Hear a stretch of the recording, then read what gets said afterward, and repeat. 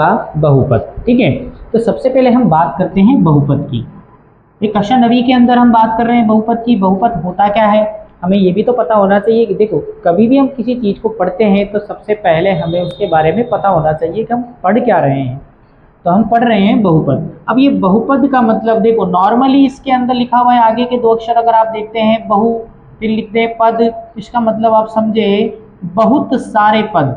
क्या देखने को मिलेगा हमें, बहुत सारे पद।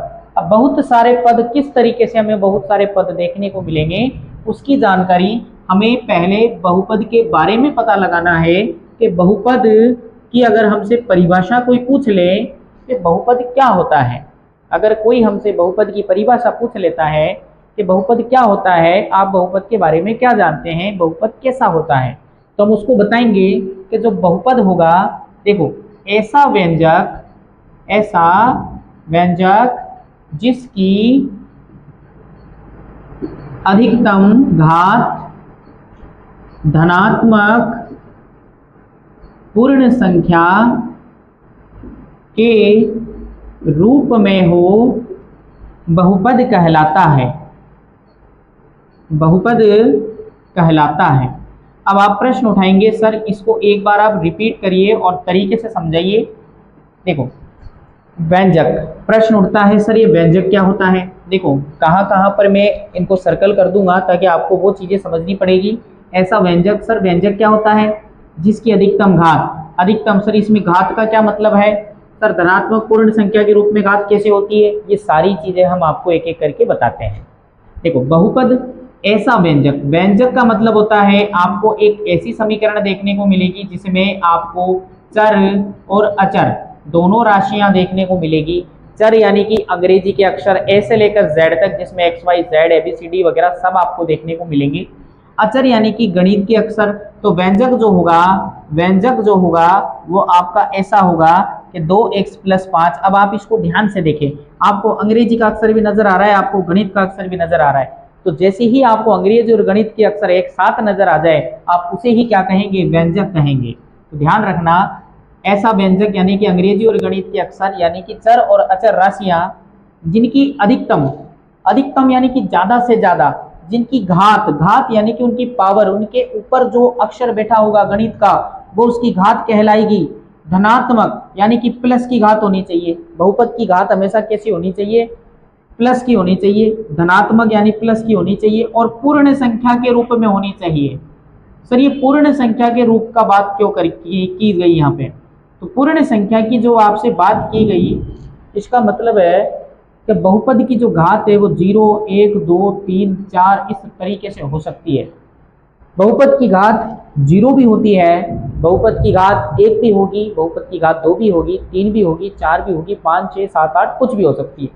लेकिन बहुपद की घात 0 है, ये कैसे पता चला सर बहुपद की घात 0 होगी। देखो हमारा बहुपद x की घात 0 में भी होता है और हमने कक्षा 8 में पढ़ा था कि किसी भी संख्या की पावर अगर 0 है तो उसका मान 1 होता है। किसी भी संख्या की पावर 0 का मान क्या होता है, 1 होता है। कैसे होता है आप देखिएगा, यहाँ पर है x की पावर 2 और यहाँ पर भी है x की पावर 2। तो आप देखते हैं कि जब हम भाग करते हैं तो घातें घट जाती हैं, तो घातें घट जाती हैं तो x की पावर 0 आ जाती है और इसका मान मैं क्या लिखता हूँ 1। और एक तरीका ये सिखाया जाता है कि x स्क्वायर से x स्क्वायर कट जाता है एक बार। तो देखो ये तो हो गया डायरेक्ट मेथड और ये हो गया हमारा एक सॉल्यूशन वाला मेथड कि अगर इस चीज को अगर ढंग से सॉल्यूशन करके बताया जाए कि एक कहाँ से आता है, तो एक आता है ऐसे और जिसमें घात 0 भी होती है। तो इससे हमें पता चलता है कि हमारे बहुपद की घात 0 भी होगी और जिस संख्याओं में 0 को सम्मिलित किया जाता है उसे पूर्ण संख्या कहा जाता है, वुल नंबर उनको कहते हैं। तो 0 सम्मिलित हो रहा है इसलिए इसमें पूर्ण संख्या का जिक्र किया गया। घात कौन सी आई, प्लस की घात आई के रूप में हो बहुपद कहलाता है। ठीक है, यानी कि आपको ऐसे चर और अचर राशियां देखने को मिलेगी जिनकी घात हमेशा पूर्ण संख्या प्लस की पूर्ण संख्या के रूप में होगी और वो हमारे लिए किसका काम करेंगे, बहुपद का काम करेंगे। ठीक है, आगे बढ़ते हैं। अब प्रश्न उठता है सर बहुपद दिखने में कैसे होंगे, तो उनकी बात करेंगे अपन बहुपद के प्रकार। बहुपद के प्रकार, अब बहुपद मुख्यतः कितने प्रकार के हमें हमारे सिलेबस कक्षा 9वीं के अंदर हमें पढ़ने पड़ेंगे। मुख्यतः आपको 3 प्रकार के बहुपद आपको पढ़ने पड़ेंगे। सबसे पहला आपको बहुपद पढ़ना पड़ेगा रेखिक बहुपद। आपको पढ़ना पड़ेगा रेखिक बहुपद। ठीक है, अब प्रश्न है सर रेखिक बहुपद किसे कहेंगे? रेखिक बहुपद किसे कहेंगे? ऐसा बहुपद जिसकी अधिकतम घात 1 हो, रेखिक बहुपद कहलाता है। रेखिक बहुपद कहलाता है। उदाहरण के तौर पे बात करें, अगर इससे बात करें कि रेखिक बहुपद दिखने में कैसा होगा, तो देखिएगा ax प्लस बी के रूप में ये होगा, जहां a का मान कभी भी 0 नहीं होगा, वह a, b वास्तविक संख्याओं का काम करेगी। ठीक है, ये इतनी सारी चीजें मैंने यहाँ पे लिखी है, अब इनके बारे में मैं आपको समझाता हूँ। ax प्लस बी ये बहुपद, रेखिक बहुपद का एक सूत्री मान लो आप इसको, कि ax प्लस बी के रूप में इसका एक फॉर्मूला होता है, जहां a का मान कभी भी 0 नहीं होगा। अब मैं इस चीज को समझाता हूं कि सर ये a का मान 0 क्यों नहीं होगा। इमेजिन करो, अगर आप यहाँ 0 रख देते हैं तो x भी इस 0 के साथ आएगा, और x इस 0 से गुणा होकर इसको क्या बना देगा? 0 बना देगा। और जैसे ही 0 बनी, हमारा x हमारे साथ नहीं रहेगा, और जैसे ही x खत्म हुआ, हमारा बहुपद भी खत्म हो जाएगा। क्योंकि बहुपद की जो पहचान है वो चर और अचर राशियों से है। जब चरी राशि खत्म हो जाएगी तो बहुपद भी खत्म हो जाएगा। तो इस बहुपद को बचाने के लिए a का मान कभी भी 0 नहीं रखना पड़ेगा। वह अब ये जो a है और ये b है, ये वास्तविक संख्याएं हैं। अब देखो, यहाँ मैंने वास्तविक संख्याओं के बारे में क्यों लिखा? मैं चाहता तो यहाँ पे सम संख्या, विषम संख्या, भाज्य संख्या, बहुत सारी संख्याएं हैं, तो उनका नाम भी लिख सकता था, बट मैंने यहाँ वास्तविक संख्या इसलिए लिखा क्योंकि a और b जो है वो प्लस में भी हो सकता है, माइनस में भी हो सकता है, बट्टे में भी हो सकता है, पॉइंट में भी हो सकता है, रूट में भी हो सकता है, किसी भी रूप में हो सकता है। और जो संख्या किसी भी रूप में होती है उन्हें हम वास्तविक संख्याओं के नाम से जानते हैं। ठीक है, तो यहाँ वास्तविक संख्या होगी। अगर इसके और उदाहरण की बात करें अपन, जो हमें किताब में देखने को मिलेंगे, वो ऐसे देखने को मिलेंगे जैसे 2x प्लस के 2, 3x प्लस के 5, 4x प्लस के 3, x प्लस के 2, x माइनस के 2। ऐसे अगर आपको कहीं पर अगर ऐसी समीकरणें नजर आ रही है, ऐसे बहुपद नजर आ रहे हैं, तो आप उन्हें रेखिक बहुपद कह सकते हो, उन्हें ही हम रेखिक बहुपद कहेंगे। ठीक है, तो इस तरीके से हम रेखिक बहुपद को पढ़ेंगे। आगे हम बात करते हैं इसके द्विघात समीकरण की, हम इसके अंदर बात करेंगे। पहले आप इसको आप ध्यान से देखें, इसको आपकी कॉपी में नोट डाउन करें। द्विघात बहुपद कैसा होगा? देखो तरीके वही रहेंगे, ऐसे ही ऐसा बहुपद जिसकी अधिकतम घात 2 हो, द्विघात बहुपद कहलाता है। ठीक है, द्विघात बहुपद के बारे में बेसिक जानकारी लेते हैं कि ऐसा बहुपद जिसकी अधिकतम घात 2 हो, द्विघात बहुपद कहलाएगा। जिसकी अधिकतम घात 2 हो, द्विघात बहुपद कहलाता है। ठीक है साहब, अब बात करते हैं इसका जो फॉर्मूला होगा वो दिखने में कैसा होगा? ax स्क्वायर प्लस के bx प्लस के c। यहाँ a का मान कभी भी 0 नहीं होगा। मैंने आपको बताया था a का मान 0 क्यों नहीं होगा, क्योंकि 0 आते ही वो x स्क्वायर से गुणा होगा और x स्क्वायर को खत्म कर देगा, और जैसे ही x स्क्वायर खत्म हुआ, हमारा बहुपद ही खत्म हो जाएगा।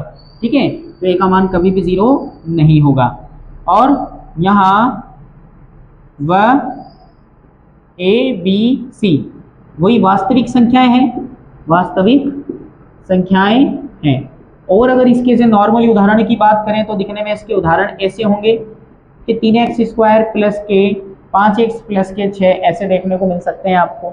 4x स्क्वायर प्लस के 4x प्लस के 1, ऐसे उदाहरण आपको देखने को मिल सकते हैं। ठीक है, तो द्विघात बहुपद के बारे में हमें केवल बेसिक सी जानकारी प्राप्त करनी है, डीपली हम पढ़ेंगे, लेकिन पहले इनके बारे में पता होना चाहिए कि द्विघात बहुपद होता क्या है, दिखने में कैसा होता है। फिर बाकी अंदरूनी चीजें सारी अपन एक एक करके सबके बारे में पढ़ेंगे।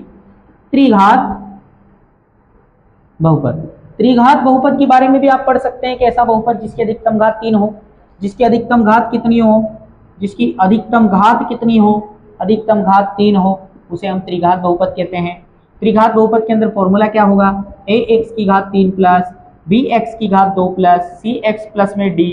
यहाँ पर वही चीज a का मान कभी भी 0 नहीं होगा, और ए बी सी डी वही वास्तविक संख्याएं हैं हमारे पास, वही वास्तविक संख्याएं हैं। ठीक है, तो वही चीज आ गई कि द्विघात बहुपद दिखने में ऐसा होगा, त्रिघात बहुपद दिखने में ऐसा होगा। त्रिघात बहुपद की अगर बात करें तो x की पावर 3, x की पावर 2 और x प्लस 1, इसको भी आप त्रिघात बहुपद कह सकते हैं। चाहे इनके साथ अंग्रेजी के अक्षर के साथ गणित के अक्षर यानी कि 1 2 3 4 अगर देखने को नहीं मिलता है तब भी आपके ये त्रिघात बहुपद ही कहलाएंगे। ध्यान से पढ़ें और ध्यान से इसको एक बार आपकी कॉपी में लिख लीजिए ताकि आपको ये याद हो सके। इन्हीं के बारे में आपको पढ़ना है। बुक बहुत जल्दी स्टार्ट करने वाले हैं। ठीक है, पहले बेसिक जान। एग्जाम में आने वाले जो छोटे छोटे सवाल होते हैं जो रेखिक बहुपद, द्विघात बहुपद और त्रिघात बहुपद से कक्षा 9वीं और 10वीं के अंदर पूछे जाते हैं, वो उन सवालों के बारे में अपन देखते हैं। तो सबसे पहले मैं टॉपिक डाल रहा हूं रेखिक बहुपद, फिर है हमारे पास द्विघात बहुपद,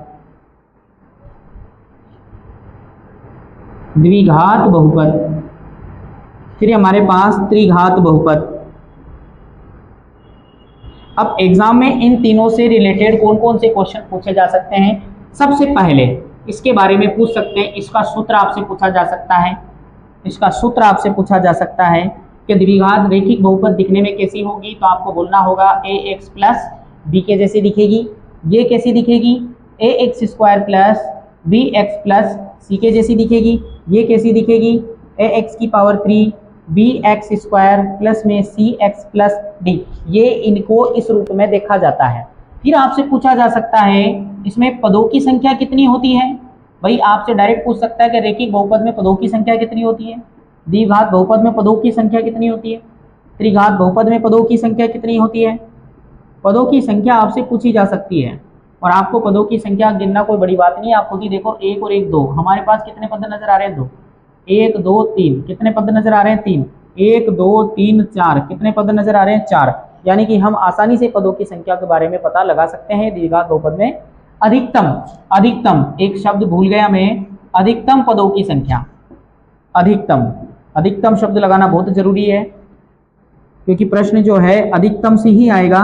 अधिकतम यानी कि ज्यादा से ज्यादा आप इसके अंदर कितने पद ले सकते हैं, और कम से कम, कम से कम, कम से कम पद हम इसके अंदर ले सकते हैं। कम से कम पद हम ले सकते हैं 1, इसमें भी कम से कम 1 पद ले सकते हैं, इसमें भी कम से कम 1 पद ले सकते हैं। ठीक है, और कम से कम, कम से कम 1 पद जो होगा वो हमारा यही होगा। 1 पद जो दिखेगा वो खुद ही होगा घात 2 वाला। 1 पद जो होगा वो दिखने में हमें ये होगा हमारा 1 पद।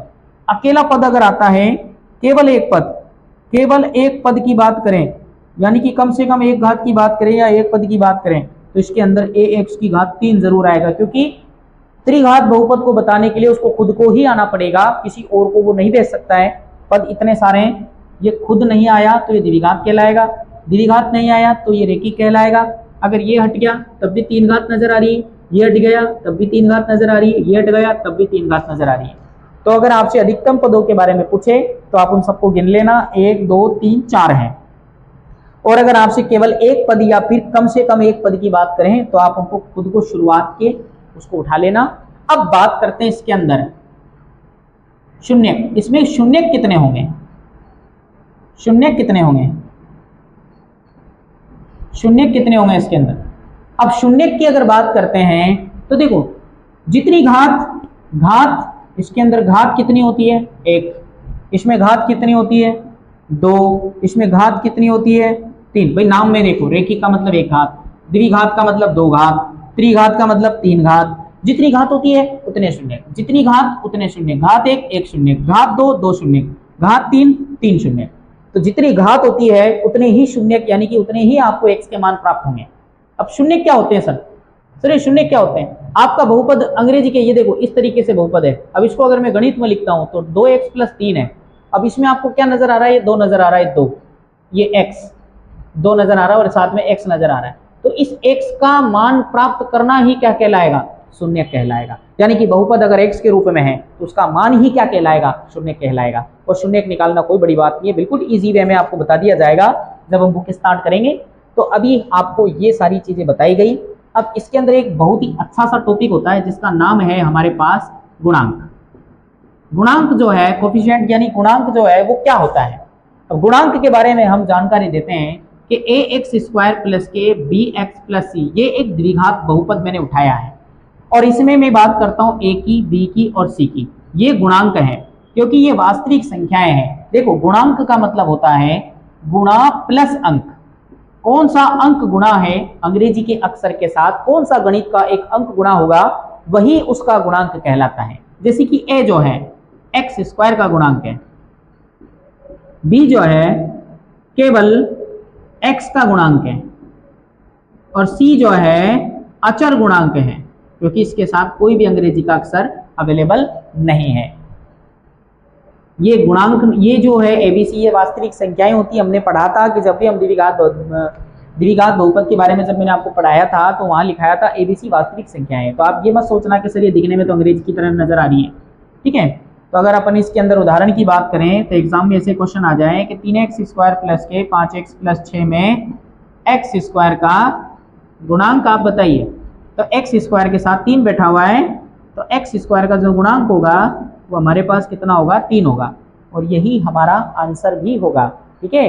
तो बिल्कुल इजी वे में आपको प्रश्नावली 2 पढ़ाई जाएगी। कक्षा 9वीं पूरी की पूरी कक्षा 9वीं के सवाल आपको बताए जाएंगे। एक एक प्रश्नावली को बारीकी से, प्रेम से एक एक बच्चों को पढ़ाया जाएगा ताकि आप लोगों के अच्छे नंबर आए और आप लोग 9वीं जो है आपका 10वीं का आधार होता है। तो अगर 9वीं अच्छी हुई तो 10वीं तो अच्छी बहुत ही अच्छी होना कोई रोक ही नहीं सकता। 10वीं के अंदर अच्छे मार्क्स आपके आने चाहिए। तो मैं 10वीं के लिए आपको 9वीं पढ़ा रहा हूँ